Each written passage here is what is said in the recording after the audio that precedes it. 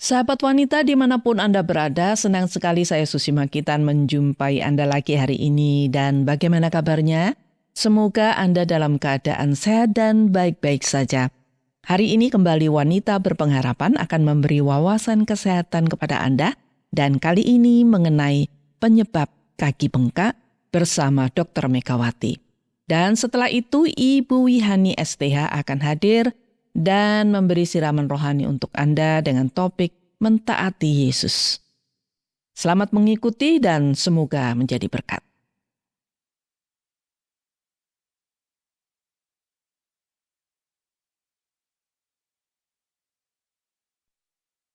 Sahabat, kaki bengkak adalah gangguan kesehatan yang sering kita alami. Kadang kaki kita tiba-tiba bengkak tanpa kita ketahui sebabnya. Atau kita kadang bisa menduganya bila kita banyak berdiri atau terlalu lama duduk, kita bisa merasakan kaki kita bengkak.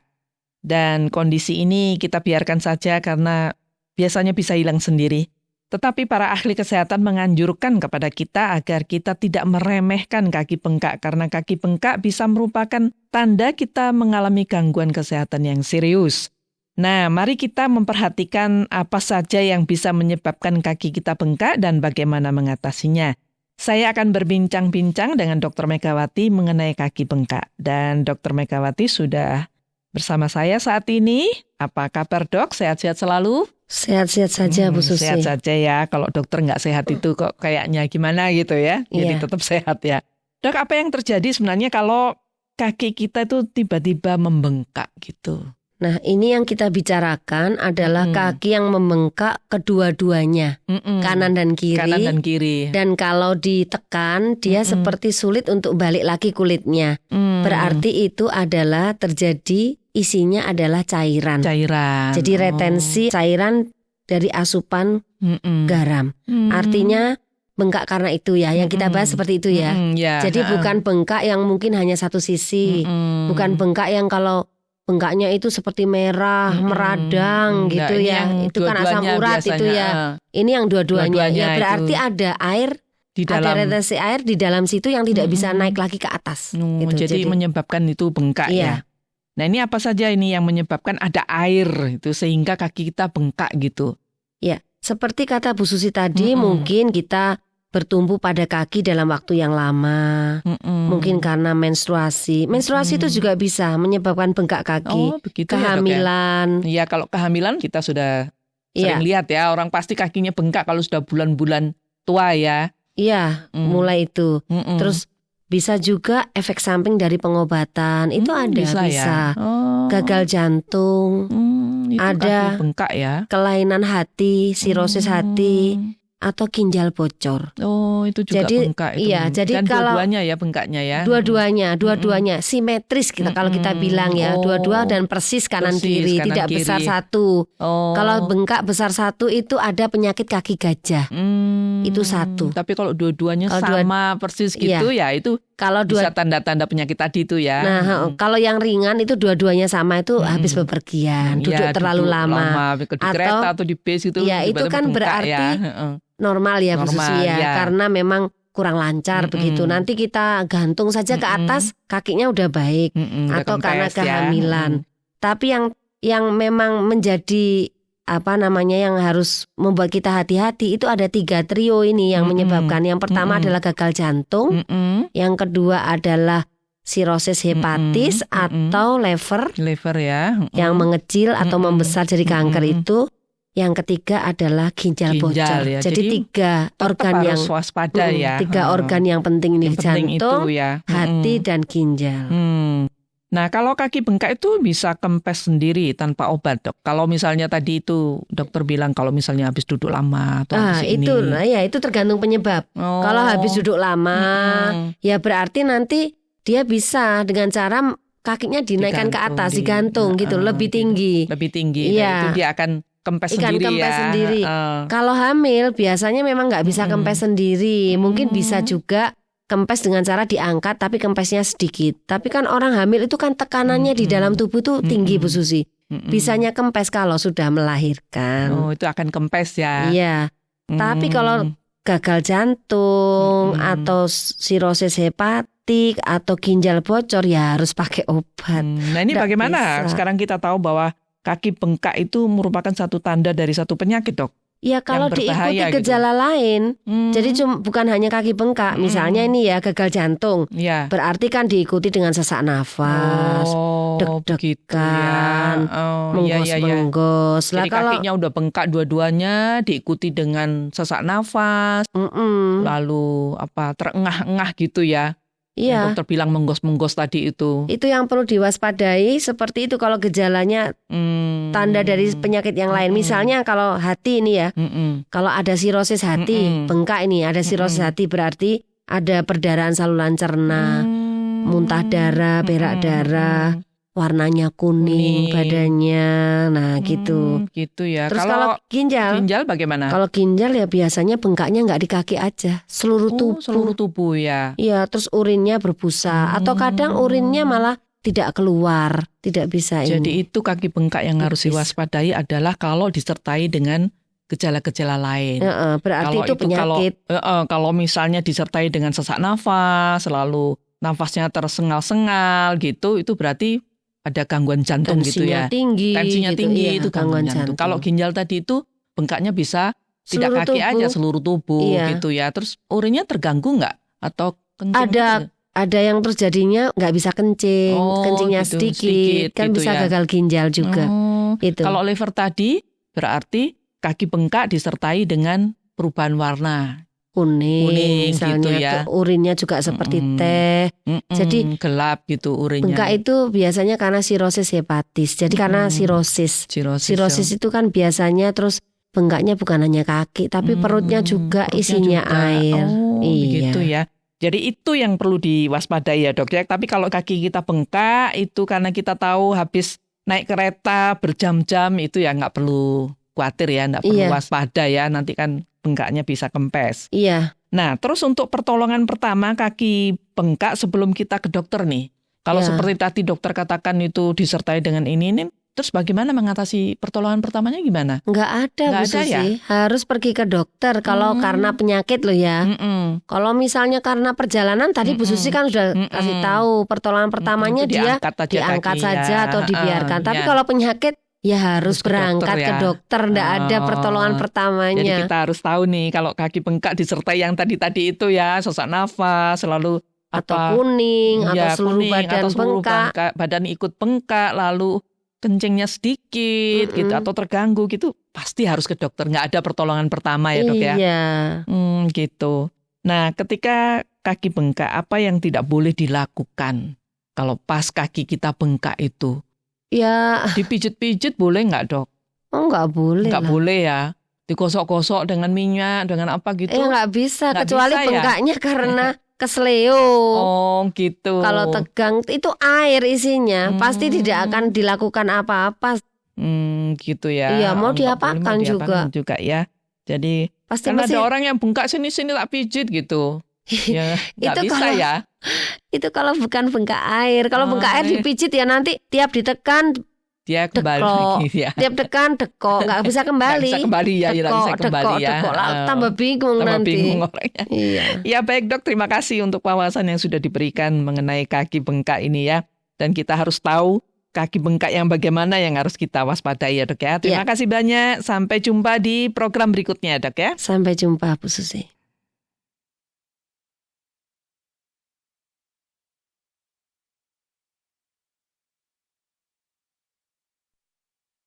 Sahabat, semoga perbincangan mengenai penyebab kaki bengkak tadi bermanfaat bagi Anda dan keluarga. Dan tetaplah bersama Wanita Berpengharapan karena sesaat lagi Ibu Wihani STH akan memberikan siraman rohani untuk Anda. Tetapi sebelum itu, mari kita mendengarkan sebuah lagu yang saya siapkan untuk Anda. Selamat mendengarkan dan semoga Anda terhibur.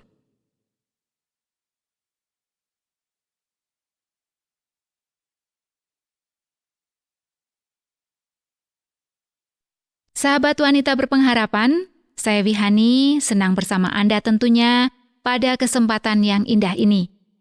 Saya yakin pengetahuan tentang kesehatan jasmani, khususnya tentang penyebab kaki bengkak yang dibawakan oleh Ibu Susi dan Dr. Megawati tadi, sangat bermanfaat bagi kita semua. Nah, sekarang jiwa kita pun membutuhkan kesehatan tentunya. Kali ini saya akan membagikan renungan buat kita semua dengan topik mentaati Yesus. Sahabat, saya memiliki teman yang menderita penyakit hipertensi. Oleh dokter, dia dianjurkan untuk minum obat setiap hari agar hipertensinya bisa terkontrol dengan baik. Dan dokter juga melarang makan makanan yang memicu naiknya tekanan darah. Saya terkejut ketika suatu hari teman saya itu terserang stroke karena tekanan darahnya tinggi sekali. Dia tidak sadarkan diri dan tubuhnya lumpuh separuh. Semua teman menyayangkan mengapa hal itu bisa terjadi pada diri teman saya itu. Tetapi belakangan diketahui bahwa teman saya itu tidak mentaati semua yang dikatakan dokter. Ia tidak minum obatnya karena ia merasa tidak sakit kepala dan akhirnya terserang stroke. Walaupun ada penyesalan, tetapi penyesalan ini tidak ada gunanya lagi. Seandainya ia menaati dokter dan minum obat seperti yang dianjurkan dokter, mungkin ia bisa terhindar dari serangan stroke. Sahabat, ketidaktaatan bisa berakibat fatal bagi hidup kita. Walaupun dari kecil kita sudah diajar oleh orang tua kita untuk selalu taat kepada orang tua, kepada guru, dokter, dan lain sebagainya, tetapi kita bisa menjadi orang yang tidak taat. Dan kita masing-masing memiliki pengalaman dalam hal ketaatan atau ketidaktaatan. Biasanya kita memilih taat entah itu kepada dokter, orang tua, guru, atau kepada atasan kita agar hidup kita aman dan sejahtera, jauh dari sanksi dan hukuman. Tetapi sahabat, bagaimana ketaatan kita kepada Tuhan Yesus? Apakah kita sebagai murid, kita benar-benar taat kepadanya? Hanya kita dan Tuhan Yesus yang tahu. Sahabat, ada seorang murid Yesus yang bernama Simon Petrus, yang pada suatu hari dia sedikit membantah perintah Tuhan Yesus. Tetapi akhirnya ia taat juga, karena ia tahu Yesus yang memerintahnya dan dia akhirnya melakukan apa yang diperintahkan Yesus kepadanya. Lalu apa yang terjadi selanjutnya ketika Simon mentaati perintah Yesus? Saya akan membacakan cuplikan percakapan Yesus dengan Simon Petrus. Inilah yang diperintahkan Yesus kepada Simon Petrus. Bertolaklah ke tempat yang dalam dan tebarkanlah jalamu untuk menangkap ikan. Lalu apa kata Simon Petrus kepada Yesus? Simon menjawab, "Guru, telah sepanjang malam kami bekerja keras dan kami tidak menangkap apa-apa. Tetapi karena Engkau menyuruhnya, aku akan menebarkan jala juga." Sahabat, percakapan Yesus dan Simon Petrus ini terdapat dalam Injil Lukas, pasal yang ke-5, ayat yang pertama sampai ayat yang ke-11. Bila Anda ingin mengetahui kisah selengkapnya, saya mengajak Anda untuk membacanya sendiri dari bagian firman Tuhan yang saya sebutkan tadi, yaitu Kitab Injil Lukas, pasal yang ke-5, ayat yang pertama sampai ayat yang ke-11. Nah, sahabat, dari cerita ini kita tahu apa kemudian yang terjadi ketika Simon Petrus menuruti kata Tuhan Yesus. Simon Petrus mendapatkan banyak sekali ikan, sampai-sampai jalannya mulai koyak. Semua orang menyaksikan itu takjub. Menurut perkiraan Simon Petrus, dia tidak akan mendapatkan ikan, karena ia sudah menebar jalannya semalaman dan tidak mendapatkan ikan. Tetapi ketika ia menuruti perkataan Yesus, ia mengalami mujizat dari Tuhan. Lalu Simon Petrus tersungkur di hadapan Yesus dan berkata, "Tuhan, pergilah daripadaku, karena aku ini seorang berdosa." Sahabat, ketaatan Simon Petrus kepada Yesus membuat dia mengalami keajaiban. Kisah ini tentu akan mendorong kita untuk taat kepada Yesus. Tetapi bagaimana bila kita sudah taat, lalu kita tidak mengalami mujizat seperti Simon Petrus? Apakah kita masih setia dan taat kepada Yesus? Sebagai murid Yesus yang setia, tentu kita akan bertekad mentaati Yesus walaupun kita tidak mengalami mujizat seperti Simon Petrus. Mengapa kita harus tetap setia dan taat kepada Yesus? Ya, karena Yesus adalah Tuhan dan Juru Selamat kita.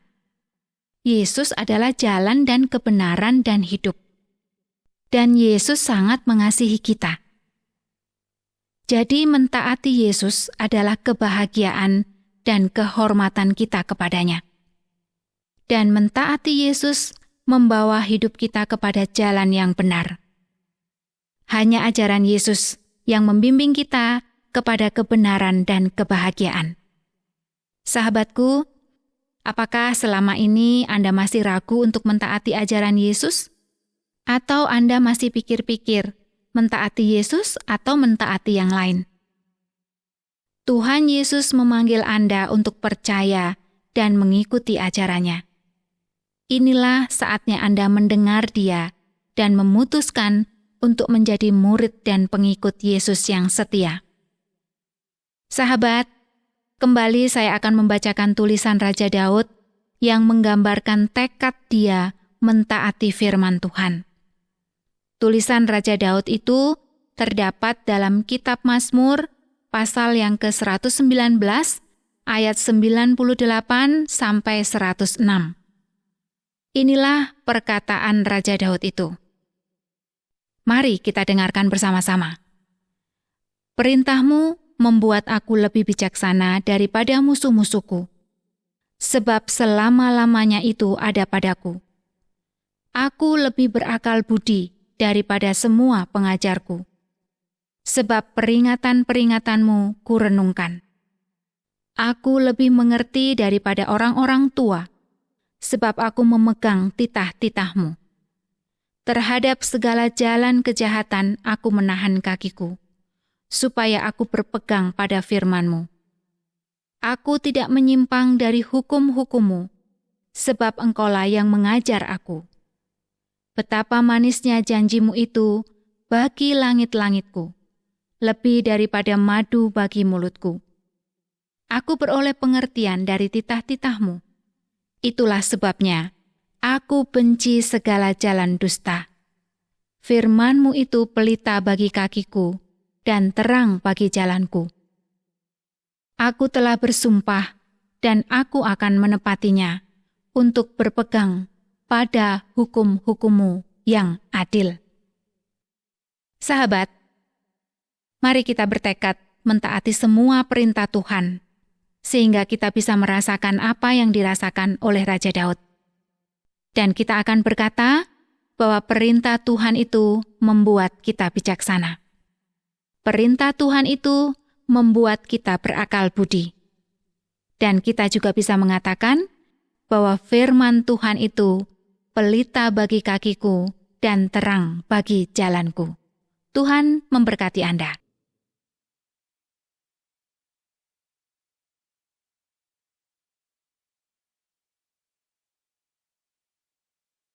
Sahabat wanita berpengharapan, selesai sudah seluruh acara wanita berpengharapan untuk hari ini. Terima kasih sudah bersama-sama menikmati acara ini. Semoga seluruh sajian kami bermanfaat buat Anda. Dan bila Anda ingin menanggapi acara ini atau ingin membagikan pengalaman rohani Anda, langsung saja hubungi wanita berpengharapan melalui SMS atau WA ke nomor 081 333 777386. Saya ulangi sekali lagi nomornya 081 333 777386. Saya Susi Makitan mohon pamit dan sampai jumpa. Terima kasih Anda sudah mengikuti program kami. Jika Anda diberkati, jangan lupa like, komen, dan share supaya Anda tidak ketinggalan setiap program terbaru kami. Jangan lupa juga untuk subscribe channelnya dan nyalakan loncengnya. Jika Anda ingin mendukung pelayanan kami, bisa melalui rekening kami berikut ini atau menghubungi kami di sini.